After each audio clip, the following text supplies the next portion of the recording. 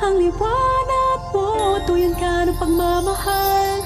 Pinagpala ng may kapal ngayong Pasko, magniningning ang Pilipino.